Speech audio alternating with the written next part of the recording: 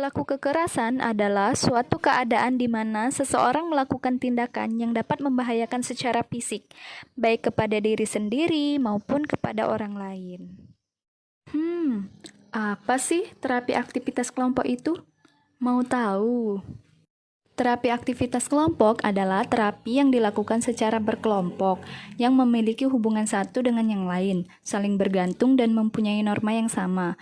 Tujuannya agar dapat membantu anggota kelompoknya saling berinteraksi satu sama lain. Indikasi dilakukan terapi aktivitas kelompok. Pertama, klien memiliki riwayat perilaku kekerasan, klien memiliki perilaku agresif, mengamuk, dan sulit diajak kooperatif.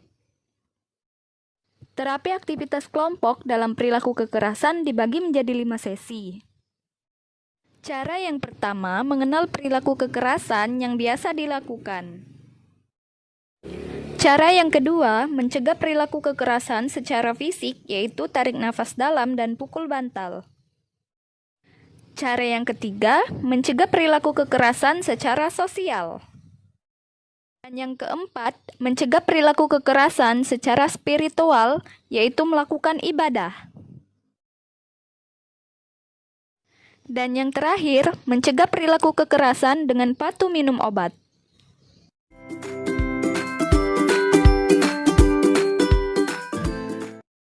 Tujuannya agar klien dapat menyebutkan penyebab kemarahan, tanda dan gejala marah, perilaku kekerasan yang dilakukan saat marah, dan akibat perilaku kekerasan yang dilakukan.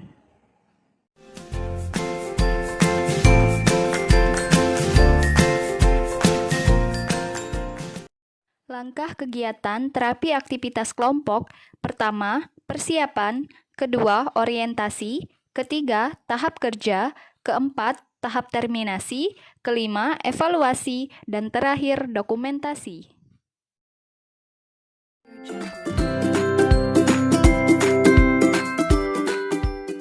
Yang harus dipersiapkan yaitu memilih klien yang sudah kooperatif, membuat kontak dengan klien, mempersiapkan alat dan tempat pertemuan.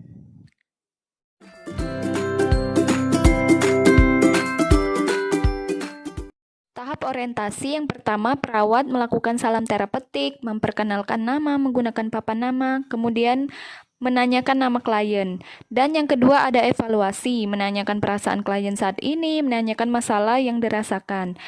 Yang ketiga ada kontrak, menjelaskan tujuan kegiatan dan lama kegiatan.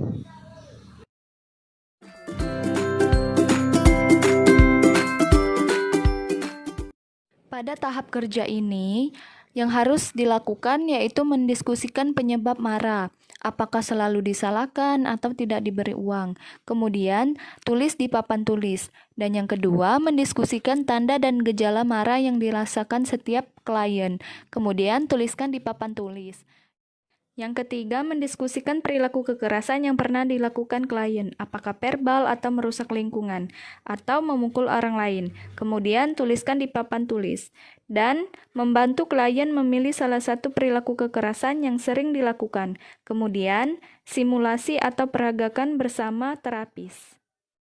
Selanjutnya, yaitu menanyakan perasaan klien setelah selesai bermain peran, lalu mendiskusikan dampak atau akibat dari perilaku kekerasan, apakah tangan sakit atau dibawa ke rumah sakit. Kemudian, tuliskan di papan tulis, dan memberikan reinforcement pada peran serta klien. Lalu, beri kesimpulan dari penyebab, tanda dan gejala, serta akibat dari perilaku kekerasan. Kemudian, menanyakan kesediaan klien untuk mempelajari cara baru untuk mencegah kemarahan.